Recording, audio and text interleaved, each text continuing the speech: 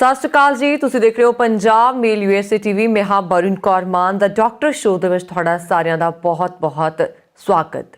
Time ਦੇ ਨਾਲ ਬਿਮਾਰੀਆਂ ਦੀ ਲਿਸਟ ਲੰਬੀ ਹੋਣ ਲੱਗ ਗਈ। ਬਹੁਤ ਗੰਭੀਰ ਬਿਮਾਰੀਆਂ ਸਾਡੇ ਸਾਹਮਣੇ ਆਉਣ ਲੱਗੀਆਂ, ਪਰ ਕਿਸੇ ਨੇ ਨਹੀਂ ਸੀ ਸੋਚਿਆ ਕਿ ਕੈਂਸਰ ਦੀ ਬਿਮਾਰੀ ਇੰਨੀ ਜ਼ਿਆਦਾ ਫੈਲ ਜਾਊਗੀ। ਇੰਨੀ ਖਤਰਨਾਕ ਬਿਮਾਰੀ ਹੋਣ ਦੇ ਬਾਵਜੂਦ मतलब कि हर तीजा चौथा पेशेंट ਤੁਹਾਨੂੰ ਸੁਣਨ ਨੂੰ ਮਿਲੇਗਾ ਕਿ ਉਸ ਨੂੰ ਕੈਂਸਰ ਹੈ। ਕੀ ਕਾਰਨ ਹੋਏ, ਕਿਵੇਂ ਕੈਂਸਰ ਹੁੰਦੀ ਹੈ, ਕਿਵੇਂ ਇਸ ਤੋਂ ਬਚਾਅ ਕੀਤਾ ਜਾ ਸਕਦਾ ਹੈ, ਇਸ ਦਾ ਇਲਾਜ ਕਿੰਨਾ ਸੰਭਵ ਹੈ ਜਾਂ ਨਹੀਂ, ਇਹ ਸਾਰੀਆਂ ਗੱਲਾਂ ਬਾਤਾਂ ਅੱਜ ਆਪਾਂ ਇਸ ਪ੍ਰੋਗਰਾਮ ਦੇ ਵਿੱਚ ਕਰਾਂਗੇ। ਔਰ ਸਟੂਡੀਓ ਦੇ ਵਿੱਚ ਪਹੁੰਚੇ ਨੇ ਕੈਂਸਰ ਦੇ ਮਾਹਿਰ ਡਾਕਟਰ ਬੁਰਹਾਨ ਵਾਨੀ। ਬਹੁਤ ਸਵਾਗਤ ਹੈ ਡਾਕਟਰ ਸਾਹਿਬ ਪ੍ਰੋਗਰਾਮ ਦੇ ਵਿੱਚ। ਕੈਂਸਰ ਇੱਕ ਅਜਿਹਾ ਅੱਖਰ ਜਿਸ ਨੂੰ ਸੁਣ ਕੇ ਡਰ ਲੱਗਣ ਲੱਗ ਜਾਂਦਾ ਹੈ।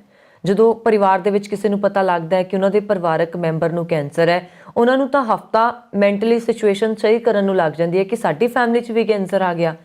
ਸਭ ਤੋਂ ਪਹਿਲਾਂ ਸਵਾਲ ਪੈਦਾ ਹੁੰਦਾ ਕਿ ਕੈਂਸਰ ਫੜਦੀ ਕਿਹਨੂੰ ਹੈ, ਕਿਹੜੇ ਉਹ ਮਰੀਜ਼ ਹੈ ਜਿਹੜੇ ਕੈਂਸਰ ਦਾ शिकार हो जाते हैं।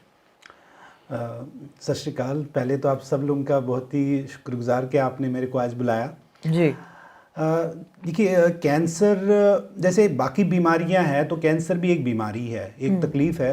और पहले हमें ये समझना है कि कैंसर होती क्या है, ठीक है। तो हमारे लिए इजी हो जाता है, हमारे लिए बहुत आसान हो जाता है आगे का जो है इसमें कारण या बाकी चीज़ें जो हैं इस कैंसर के बारे में वो समझना आसान हो जाता है जी। तो कैंसर नॉर्मली क्या है कि जैसे हमारी बॉडी है, हमारी जो पूरी बॉडी है ये बनी है कोशिकाओं से, जिसको हम सेल्स बोलते हैं। जैसे ये इमारत बनी है, इमारत की एक नींव जैसे एक पत्थर है, एक जो है कह सकते हैं ईंट है, ऐसे ही हमारी पूरी बॉडी की नींव जो है या हमारी बुनियाद जो है एक सेल पे टिकी है। और जब से हम इस दुनिया में आए हैं और जब इस दुनिया से जाते हैं तब तक ये सेल्स कंटिन्यूअसली बनती और मरती रहती है। तो इस बनने और मरने में कुदरत ने एक ऐसा कंट्रोल रखा है कि वो उस कंट्रोल को कभी खो नहीं देते ज़्यादातर, और जब तक वो एक इंसान इस दुनिया में है। लेकिन कभी कभार ये जो सेल्स है इसमें ये अपने ऊपर जो ये कंट्रोल है बनने और मरने का ये खो देते हैं, इनके ऊपर ये कंट्रोल जो है खो जाता है जी। और उस खोने के कारण क्या होता है कि ये सेल्स एकदम से ज़्यादा बढ़ती रहती है एक डिसऑर्गेनाइज्ड मैनर में, जहाँ वो ज़्यादा ज़रूरत नहीं है वहाँ पे ज़्यादा कंटिन्यूसली बनती है। और दूसरा प्रॉब्लम ये हो जाता है ये मरते भी नहीं हैं, तो वो एक ज़्यादा बनना और मर नहीं जाना, तो इस वजह से क्या होता है कि एक इनका जमावड़ा बन जाता है जी। और उस जमावड़े के कारण जो एक नॉर्मल चीज़ें हैं जहाँ पे वो बनती है तो वो धीरे धीरे उस चीज़ का, उस अंग का काम खराब कर देती है जी। तो एक बेसिक चीज़ है कि कैंसर एक ऐसी बीमारी है जहाँ पे सेल्स का बनना एक जब ज़रूरत नहीं हो, जब ज़रूरत नहीं उससे ज़्यादा बने और वो मरे नहीं, और जिस वजह से वो काम जो वो अंग का काम खराब कर दे। अब ये जो कैंसर्स है, चूँकि हमारी बॉडी में करोड़ों की तादाद में, अरबों की तादाद में हमारी बॉडी में सेल्स हैं, तो और ये जो कैंसर है ये किसी भी सेल में आ सकता है। तो उस वजह से जहाँ पे भी ये कैंसर आ जाए, कोई भी अंग में कैंसर आ जाए तो उस अंग का हम कैंसर बोलते हैं। जैसे एक मिसाल के तौर पे अगर किसी को छाती का कोई लंग्स का कैंसर हो जाए तो जो लंग्स में जो सेल्स है अगर उनमें वो खराबी आ जाती है तो लंग्स का कैंसर हम बोलते हैं। ऐसे ही लिवर का कैंसर है, लिवर के सेल्स में प्रॉब्लम आ जाए, किडनी का कैंसर है, आंतों का कैंसर है, या महिलाओं में ब्रेस्ट्स का कैंसर है, मुंह में जो है मुंह के कैंसर्स है या गले के कैंसर्स, तो कहीं पे भी ये सेल्स में खराबी आ जाए और वो बढ़ना शुरू कर दे तो जो उससे प्रॉब्लम आती है उसका कैंसर्स बोलते हैं, जिसको हम कैंसर बोलते हैं। अब कैंसर में एक दो बड़ी चीज़ें हैं जो समझनी है, और इस वजह से जो है जो आपने बताया कि डर सा लगा है, बिल्कुल जो हमारे पूरे हमारे जो भी हमारी सोसाइटी में डर का माहौल है, उसका एक बड़ा रीज़न ये है कि जहाँ पे एक तो पहले ये कैंसर के सेल्स खुद से ख़त्म नहीं होती, ठीक है।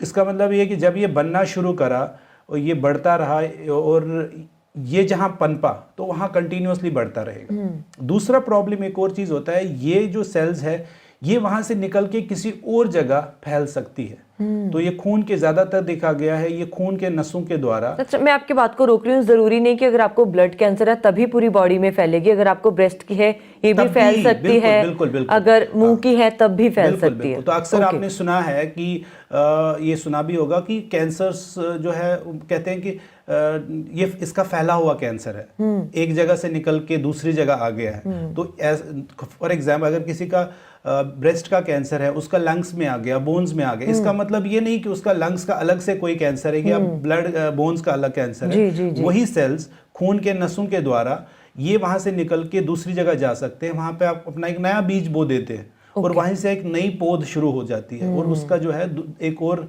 वहाँ पे रसोली बन जाती है, एक और वहाँ पे उसी का कैंसर का बन जाता है।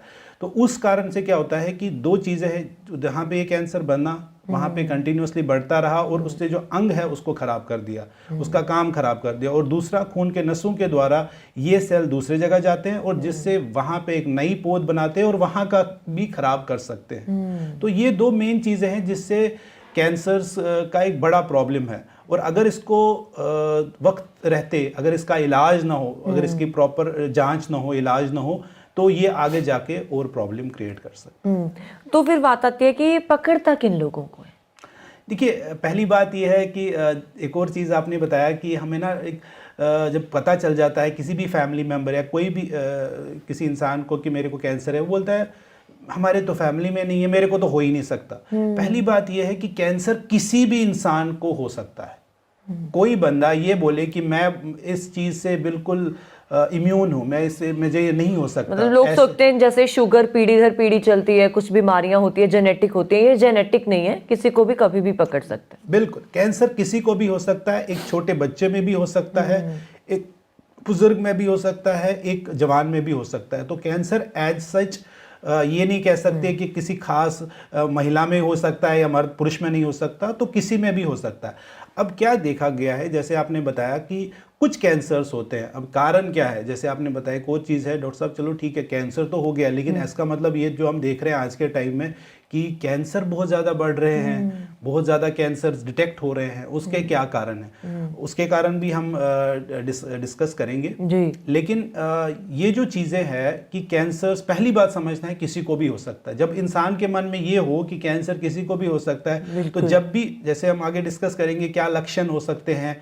तो फिर एक इजी हो जाता है वो पेशेंट को एक्सेप्ट करना, एक इंसान को एक्सेप्ट करना, वो जल्दी जल्दी वो डॉक्टर के पास जा सकता है, अपनी जांच करा सकता है और जो है प्रॉपर इलाज होके ठीक हो सकता है। जब हमें शुरुआत होती है तो नहीं पता चलता कैंसर है ना, कई बार एकदम से पता चलता है कि ये तो 3rd स्टेज का कैंसर निकला। 1st stage, 2nd stage, 3rd stage क्या होती है कैंसर की? जी, जैसे मैंने बताया कि कैंसर एक ऐसा तकलीफ है जो बढ़ता रहता है और फैलता है, ठीक है। तो जब हम स्टेज की बात करते हैं, स्टेज का ये मतलब है इसका फैलाव कितना है, ठीक है। तो हमें ये पता होना है कि कितना फैलाव है किसी भी कैंसर का। अगर वो ज़्यादा फैल गया है तो इसका मतलब है कि उसका इलाज जो है थोड़ा सा मुश्किल हो जाता है। ओके। और अगर वो अर्ली, जो उसका फैलाव कम है, तो इसका मतलब है उसका इलाज अच्छा होता, पूरा हो जाता है और वो जड़ से जा सकता है। तो स्टेजेस मोटे मोटे तौर पे हम ये कह सकते हैं कि जो अर्ली स्टेजेस के कैंसर है वो एक तो साइज में कम होते हैं जी, और उसका फैलाव सीमित होता है उसी ऑर्गन तक जहां तक वो बना है।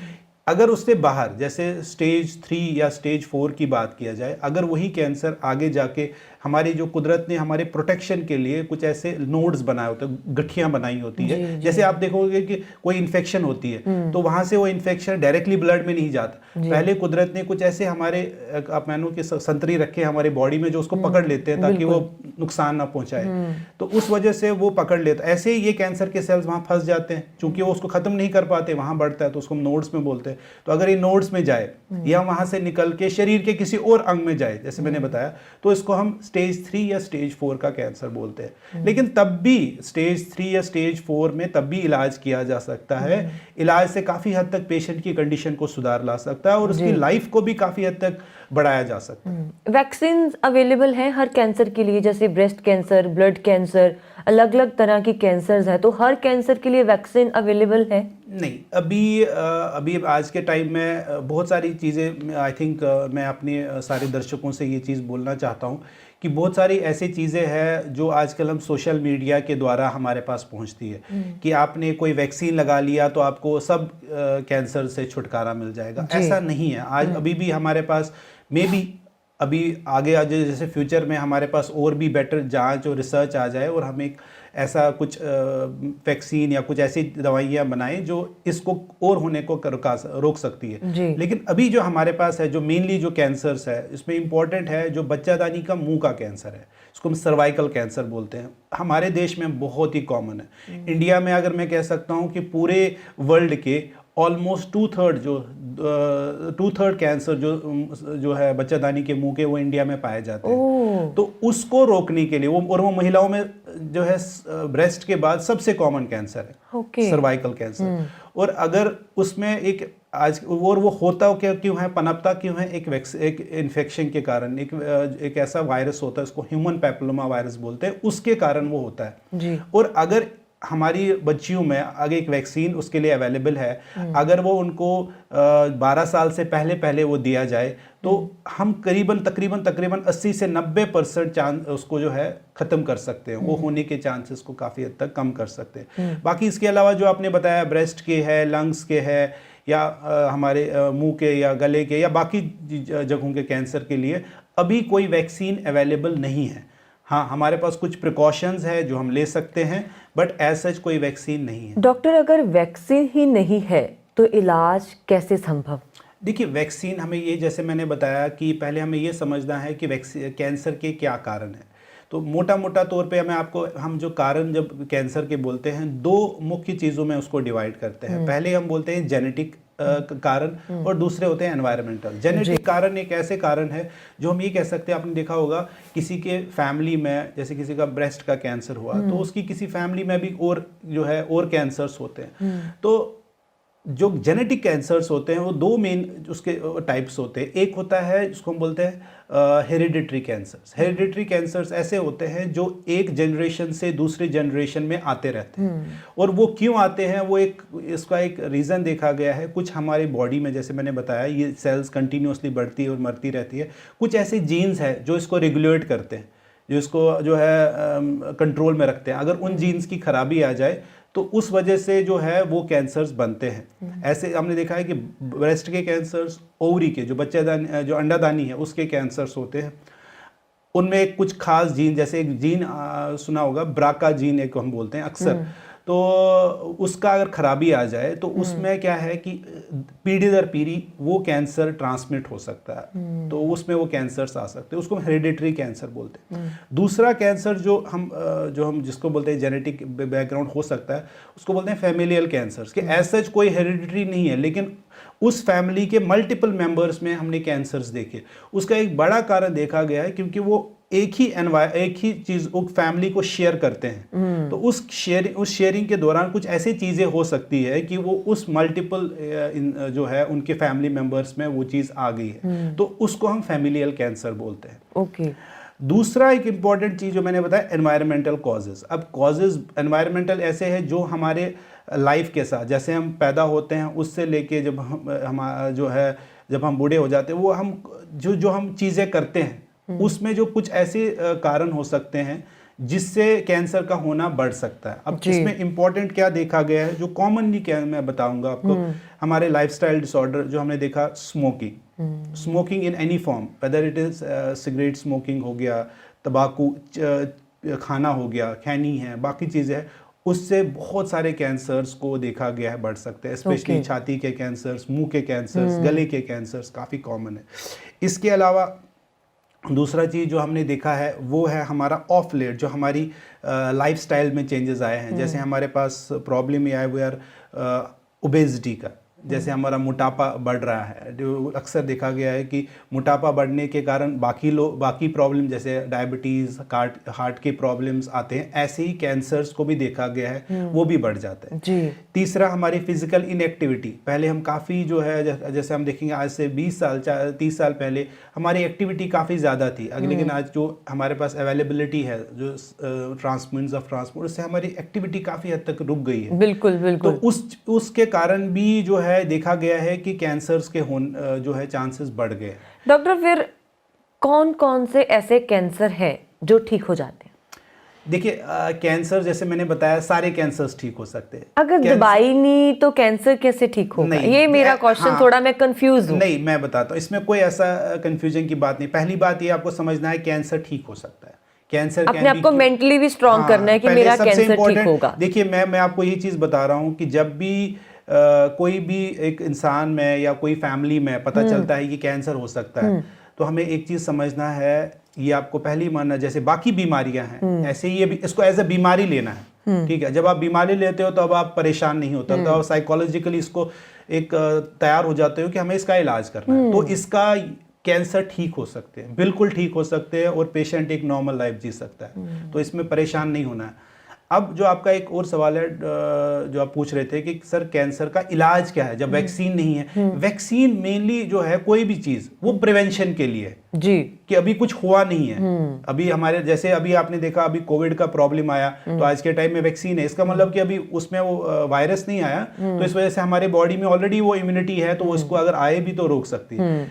तो एक तो होता है प्रिवेंशन कि वो आया नहीं, दूसरा है कि वो आ गया, अब उसका इलाज करना है। तो आ गया, अभी इलाज कर सकते हैं, बिल्कुल बहुत सारे ऑप्शंस अवेलेबल है, वो बिल्कुल ठीक हो सकता है। लेकिन वो डिपेंड करेगा उसी में जो है किस हद तक फर्क हो जाएगा, वो डिपेंड करेगा कौन सा स्टेज है, उसको बोलते हैं कितना फैलाव है। अगर अर्ली स्टेजेस में है तो बिल्कुल जड़ से जा सकता है, अगर वो लेट स्टेजेस में है तब भी उसका इलाज किया जा सकता है और काफी हद तक उसको जो है रोका जा सकता है। सिम्टम्स क्या आते हैं पेशेंट में? क्योंकि कई बार हमें सुनने को मिलता है ना कि वो तो एकदम ठीक थी, एकदम ठीक था, अचानक से पता लगा उसे कैंसर है, उसके तो रूटीन चेकअप भी नॉर्मल आते थे। जी जी, ये एक और चीज़ है। देखिए सबसे इम्पोर्टेंट ये है कि हम ना जैसे आपको मैंने बताया, हम इस कैंसर को, ये जैसे कोई भी एक इंसान वो बोलता है कि मेरे को तो नहीं हो सकता, ठीक है, अगर वो मन में रखे कि हाँ ये हो सकता है, मेरे को इसकी जांच करानी चाहिए, तो आराम से ये अर्ली स्टेजेस में पकड़ा जा सकता है। लेकिन प्रॉब्लम ये होती है कि वो अपने सिम्टम्स को ना अवॉइड करते हैं,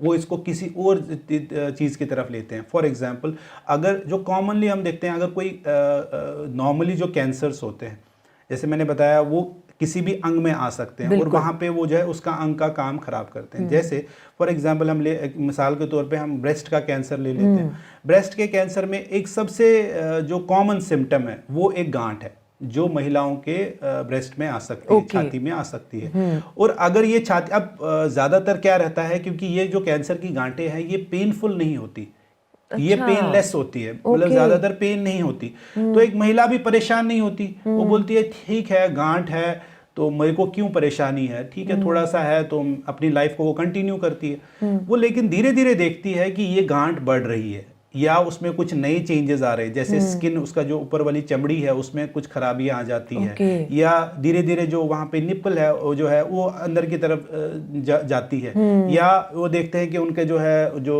उनके शोल्डर के नीचे जो गांठें हैं तो वहाँ पे कुछ गांठ आ रही है। तो फिर वो सचेत हो जाती है, फिर वो डॉक्टर के पास जाती है, और जब उसको डॉक्टर बताते हैं देखो ये गांठ कैंसर की गांठ हो सकती है, और जो टेस्ट करते हैं वो पॉजिटिव आती है, वो एकदम से परेशान हो जाती है और वो बोलती है कि डॉक्टर साहब मेरे को तो पता ही नहीं है कि ये कैंसर की गांठ है। तो इसका मतलब वो चीज़ पहले से थी, अगर उसने अर्ली वो चीज़ पता किया होता, डॉक्टर से मिले होते, तो शायद वो आसानी से पकड़ा जा सकता। ऐसे भी होता है डॉक्टर, अगर ब्रेस्ट कैंसर है, गांठ नहीं है, पेन रहती है, तो भी ब्रेस्ट कैंसर हो सकती है? देखिए उसके चांसेस बहुत कम है।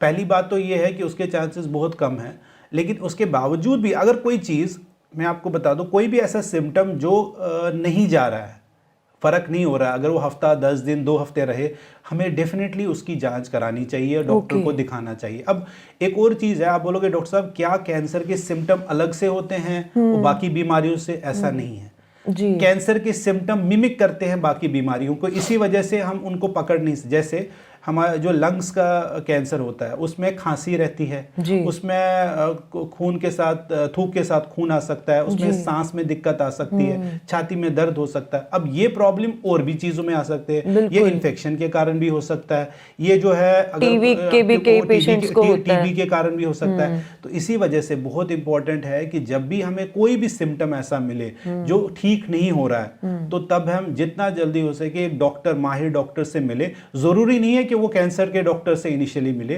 वो डॉक्टर से मिले। और एक और चीज़ है जो हमारे इंडिया में बहुत प्रॉब्लमेटिक है, वो मैं अपने जो दर्शक है जो हमारे फॉरेन में है वो देखते होंगे कि वहाँ पे डॉक्टर ना जब भी कोई प्रॉब्लम आती है डायरेक्टली दवाई नहीं देते, वो है पहले उस प्रॉब्लम का जांच करते हैं, वो आया क्यों। देखिए एक लॉजिकल है, हम कुदरत ने हमारे जो इंसान को हम बोलते हैं लॉजिकल बनाया, हमारे को दिमाग दिया है। तो जब भी कोई प्रॉब्लम आता है तो हमें ये देखना है कि उसकी जड़ क्या है, क्या कारण से हो रहा है।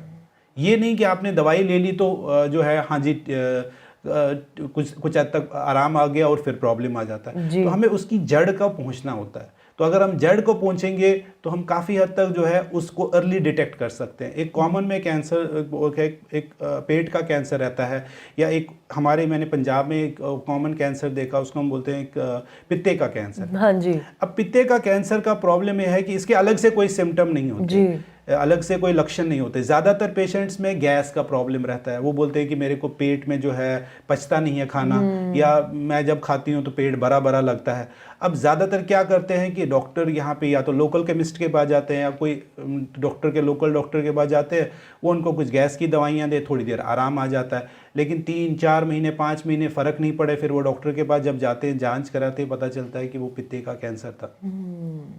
तो ये बहुत ज़रूरी है कि अगर कोई पेशेंट को ये प्रॉब्लम, कोई भी इंसान को कोई प्रॉब्लम आती है तो वो जाके एक बार डॉक्टर से सलाह करे कि ये प्रॉब्लम क्यों आ रहा है और उसकी जड़ तक पहुंचे। मतलब ਅਸੀਂ ਇਹ ਵੀ ਕਹਿ ਸਕਦੇ ਹਾਂ ਕਿ ਜੇ ਕੋਈ ਦਿੱਕਤ ਸਾਨੂੰ ਬਾਰ-ਬਾਰ ਤੰਗ ਕਰ ਰਹੀ ਆ, ਨਾਰਮਲ ਮੈਡੀਸਨ ਲੈਣ ਦੇ ਨਾਲ ਵੀ ਨਹੀਂ ਹਟ ਰਹੀ, ਤਾਂ ਅਸੀਂ ਉਸ ਦੀ ਇੱਕ ਵਾਰੀ ਜਾਂਚ ਕਰਾਈਏ, टेस्ट कराइए, किते कोई गंभीर प्रॉब्लम तो नहीं हैगी, है ना। डेफिनेटली ये सबसे इम्पोर्टेंट है कि अगर कोई प्रॉब्लम आ रही है, और बेटर है कि आज के टाइम में ना एक और प्रॉब्लम ये हो रही है कि हम गूगल के द्वारा या फिर इंटरनेट पे सर्च करके बहुत सारा अपनी तकलीफ के बारे में खुद ही अपना डॉक्टर बनते हैं। बिल्कुल बिल्कुल। मैं आपको एज ए अपनी बारे में बताऊं, जब एज ए डॉक्टर कोई भी उसकी जब ट्रेनिंग होती है तो ऑलमोस्ट 12-15 साल उसकी एज ए ट्रेनिंग होती है, तब जाके वो एक माहिर बन जाता है। बिल्कुल बिल्कुल। Just on the basis of internet एक जस्ट एक माध्यम है जिससे थोड़ा सा हमें इंफॉर्मेशन मिल सकती है,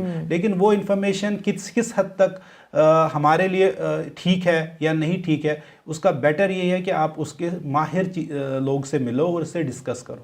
डॉक्टर, ਜਦੋਂ ਅਸੀਂ ਗੱਲ ਕਰਦੇ ਹਾਂ ਇਹਦੇ ਇਲਾਜ ਦੀ, ਕੈਂਸਰ ਦੇ ਇਲਾਜ ਦੀ, ਕੀਮੋ ਨਾਮ ਸਾਹਮਣੇ ਆਉਂਦਾ, ਉਹ ਡਰਾ ਦਿੰਦਾ ਹੈ ਕਿ ਮੇਰੀ ਕੀਮੋ ਹੋਣੀ ਹੈ ਨਾ। ਇਹ ਕੀਮੋ ਤੋਂ ਕਿੰਨਾ ਡਰਨ ਦੀ ਜ਼ਰੂਰਤ ਹੈ, ਔਰ ਕੀਮੋ ਵੀ ਕੀ ਬਾਕੀ ਬਿਮਾਰੀਆਂ ਦੇ ਇਲਾਜ ਵਾਂਗ ਇੱਕ ਦਵਾਈ ਦਾ ਕੰਮ ਕਰਦੀ ਹੈ? ਕੋਈ ਸਾਈਡ ਇਫੈਕਟ ਵੀ ਹੁੰਦੇ ਆ ਕੀਮੋ ਦੇ? ਜੇ ਮਤਲਬ ਅੱਜ ਤੁਹਾਨੂੰ ਕੀਮੋ ਨੇ ਠੀਕ ਕਰ ਦਿੱਤਾ, ਕਿ ਅੱਗੇ ਜਾ ਕੇ ਆਉਣ ਵਾਲੇ ਦਿਨਾਂ ਦੇ ਵਿੱਚ ਤੁਹਾਨੂੰ ਕੀਮੋ ਖਰਾਬ ਕਰ ਸਕਦੀ ਹੈ?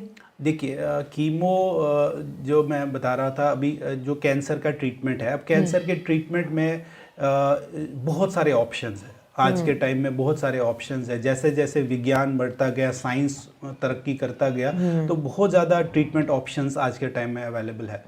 तो मोटे तौर पे हमने इसको 3 बड़े ऑप्शंस में डिवाइड करा है। एक जो आप सुनते हैं अक्सर, सर्जिकल ऑप्शन, सर्जरी करते हैं। दूसरा ऑप्शन है रेडिएशन का ऑप्शन। रेडिएशन है कि कुछ किरणें होती है, वो एक्सरेज होती है, हाई एनर्जी एक्सरेज होती है, वो सेल्स को मारती है। लेकिन चूंकि ज्यादातर वो लोकल ट्रीटमेंट होता है। ये दोनों चीजें, लोकल ट्रीटमेंट का मतलब है कि जहां पे वो तकलीफ है उसी जगह वो चीज खत्म करती है। सर्जिकल हो गया या रेडिएशन हो गया।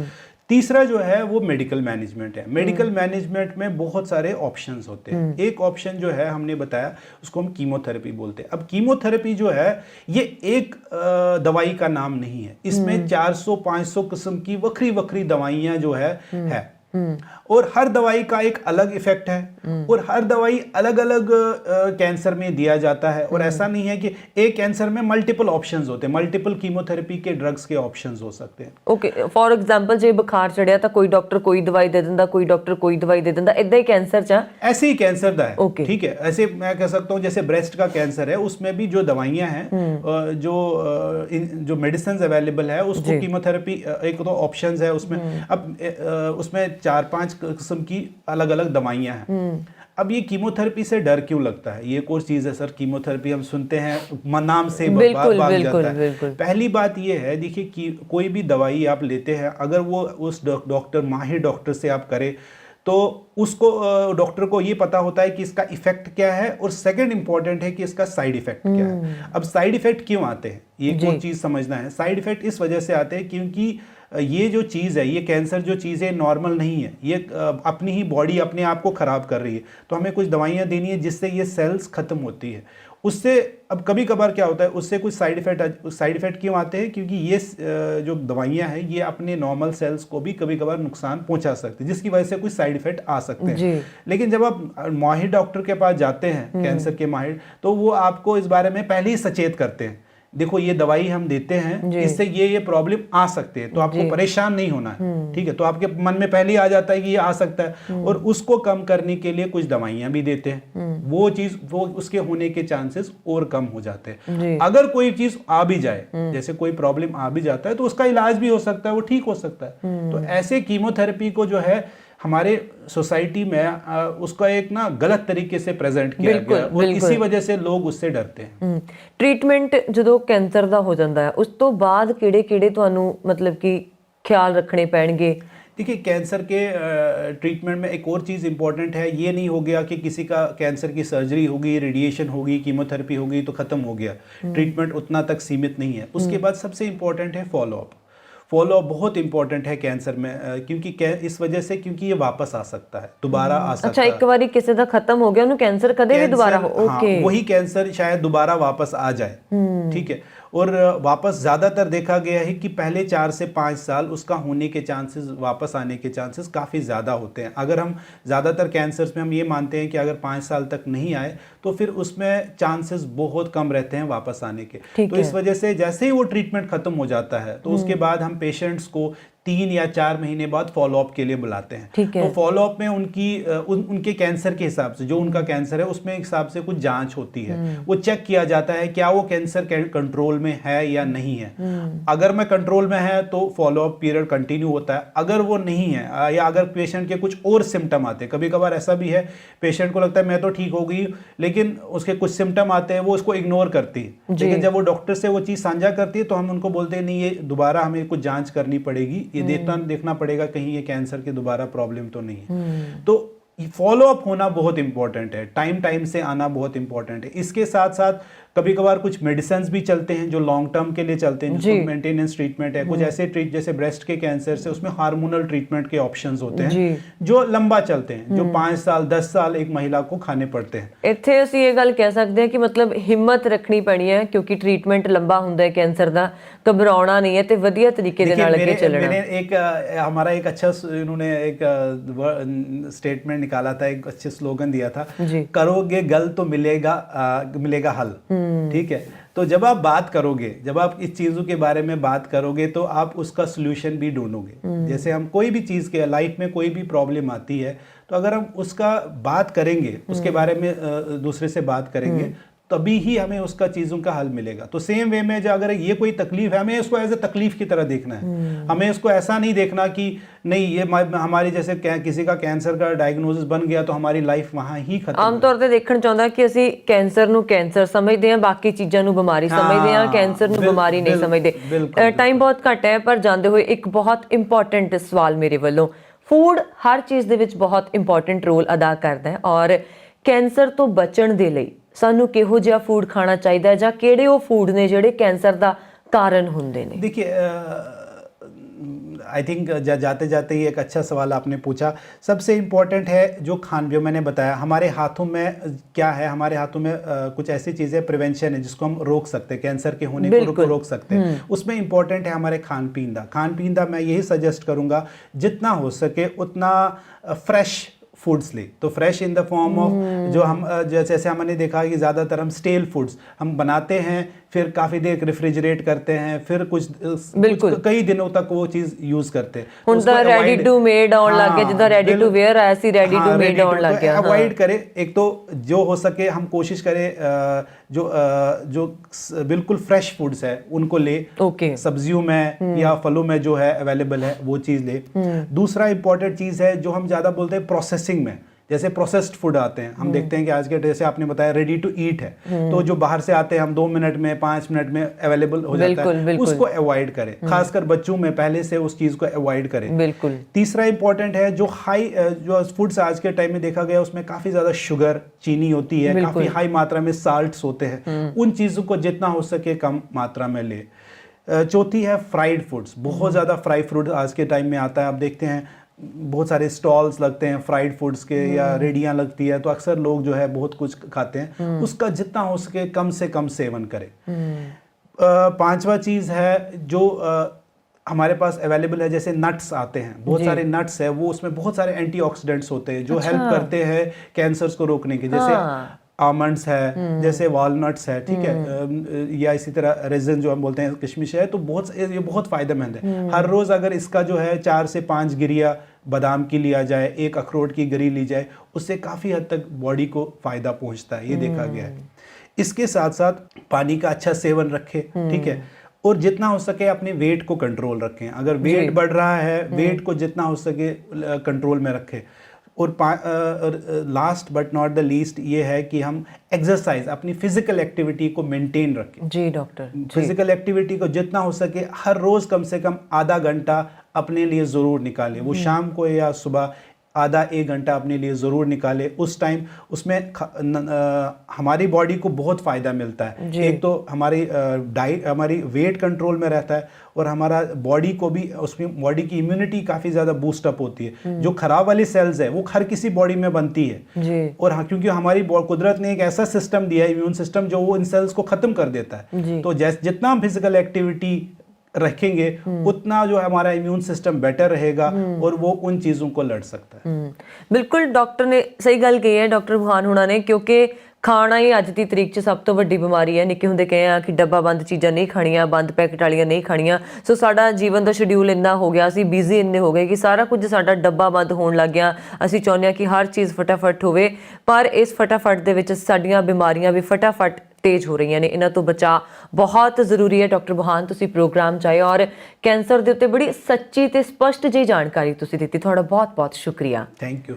मैं चाहूँगा कि अभी हम आगे भी इस बारे में अलग अलग कैंसर जो है उन पे बहुत सारी चीज़ें डिस्कस करें, ताकि हमारे जितने भी ऑडियंस है उनको बहुत फ़ायदा मिले हर किसी कैंसर को जानने का। इसके अलावा अगर कोई भी प्रश्न होगा, कोई भी सवाल होगा, तो वो पूछ सकते हैं। बिल्कुल, तुसी पुछण दे लई साडा YouTube चैनल है पंजाब मेल USA TV, उत्थे डॉक्टर साहब दा ही प्रोग्राम अपलोड कर दिता जाएगा। तुसी उत्थे कमेंट करके कोई भी क्वेश्चन पूछ सकते हो, और असी वो जिहड़े क्वेश्चनस ने डॉक्टर साहब नूं फॉरवर्ड करांगे। जे तुसी उन्हां दे आंसर चाहुंदे हो तां उन्हां तों तुहानूं डायरैक्ट आंसर मिलणगे। इन्ना जरूर है कि कोई भी बीमारी है उसका इलाज उदों तक संभव है जदों तक असी मैंटली स्ट्रोंग हाँ, और हर बीमारी नूं जितण दे लई मैंटली स्ट्रोंग होना बहुत जरूरी है। अज दे लई दा डॉक्टर शो दे विच इन्ना ही। वरुण कौर मान नूं दिओ आ गया। सत श्री अकाल।